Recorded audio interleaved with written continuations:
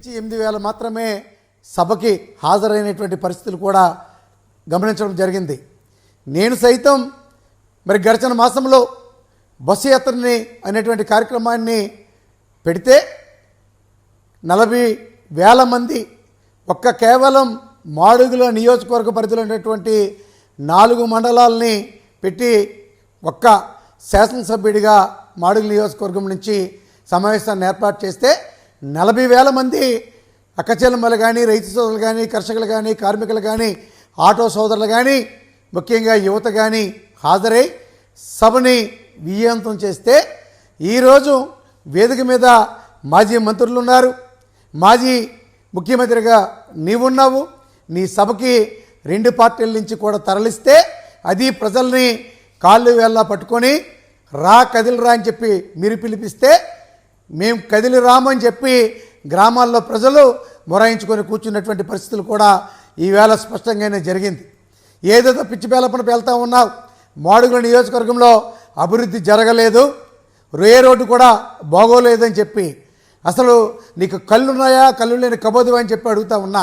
నీ కార్యకర్తలు సైతం, నీ ఇన్ఛార్జీలు సైతం తట్టి అడిగితే 100 రోడ్లు మాడుగుల నియోజకవర్గంలో తారు రోడ్లుగా మార్పు చేశాము.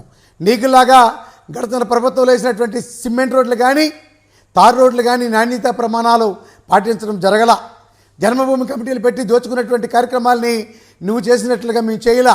ఈరోజు మేము వేసినటువంటి రోడ్లు ఎక్కడా కూడా పూర్తిగా నాణ్యత ప్రమాణాలు పాటించడం, ఈ జిల్లాలో ఉన్నటువంటి వాళ్ళు కానీ ప్రతి ఒక్కరు కూడా మాడుగుల నియోజకవర్గాన్ని సందర్శిస్తే ఎనలేనటువంటి అభివృద్ధి గడిచినటువంటి 2 సంవత్సరాల్లో జరిగింది అనేటువంటి విషయాన్ని ఈ రాష్ట్ర ముఖ్యమంత్రి జగన్మోహన్ రెడ్డి గారి తాలూకా ఆలోచన విధానాన్ని మాడుగుల నియోజకవర్గం వెళ్తే కనిపిస్తుందని చెప్పి ప్రత్యేకించి అందరూ కూడా మాట్లాడుకోవడం జరుగుతుంది. అది మీ వాళ్ళకు కూడా తెలుసని చెప్పి నేను మాట్లాడుతూ ఉన్నా. ఇక ఉత్తరాంధ్ర జిల్లాల గురించి నువ్వు మాట్లాడుతూ ఉన్నావు. ఉత్తరాంధ్ర గురించి మాట్లాడేటువంటి నైతిక హక్కు నీకెక్కడదని అడుగుతూ ఉన్నా. ప్రత్యేక మరి ఏదైతే ఉందో ఉత్తరాంధ్ర జిల్లా ఈ క్యాపిటల్, ఎగ్జిక్యూటివ్ క్యాపిటల్ని విశాఖపట్నాన్ని ఇచ్చి ఈ ప్రాంత 3 జిల్లాలను కూడా అభివృద్ధి చేయాలనేటువంటి ఒక దృఢ సంకల్పంతో గౌరవ ముఖ్యమంత్రి గారు జగన్మోహన్ రెడ్డి గారు తీసుకున్నటువంటి నిర్ణయానికి మీరు మోకాలడ్డి కోర్టుల్లో కేసులు వేసి ఇది ఇక్కడ ఈ పరిస్థితి రాకూడదని వస్తే పూర్తిగా మీ అడ్రస్ గల్లంత అవుతుందని చెప్పి అనేక రకాలుగా ఈరోజు ఉత్తరాంధ్ర జిల్లాలో మీరు ఎన్ని అడ్డంకులు సృష్టించినప్పటికీ కూడా ఈరోజు భోగాపురం ఇంటర్నేషనల్ ఎయిర్పోర్ట్ ఏ విధంగా పనులు జరుగుతూ ఉన్నాయి.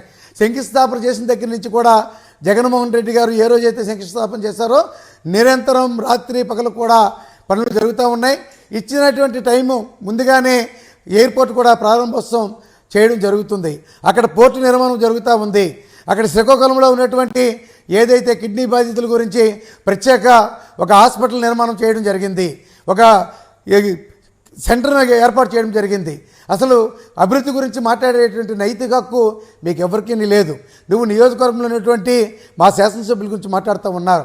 ఈరోజు అనకాపల్లి జిల్లాలో ఉన్నటువంటి 7 నియోజకవర్గాల్లో వైఎస్ఆర్ పార్టీ శాసనసభ్యులు గెలిచి నీ పార్టీ తాలూకా క్యాండిడేట్స్ని ఓడించారని అంటే 5 సంవత్సరాలు మీరు చేసినటువంటి దోపిడీని గుర్తించారు. కాబట్టి ఎప్పుడు చరిత్రలో లేనటువంటి విధంగా పార్లమెంటు సభ్యురాలతో కలిపి 7 నియోజకవర్గాల్లో శాసనసభ్యుని గెలిపించినటువంటి చరిత్ర మీరు ఈ అనకాపల్లి పార్లమెంటు పరిధిలో ఉన్నటువంటి 7 నియోజకవర్గాల ప్రజలదని చెప్పి మీ అందరికీ మనం చేస్తూ ఉన్నాను. మరి ఇప్పటికైనా బుద్ధి తెచ్చుకోవాలి. నువ్వు ఒక మాజీ ముఖ్యమంత్రిగా మాట్లాడలా, సంస్కారం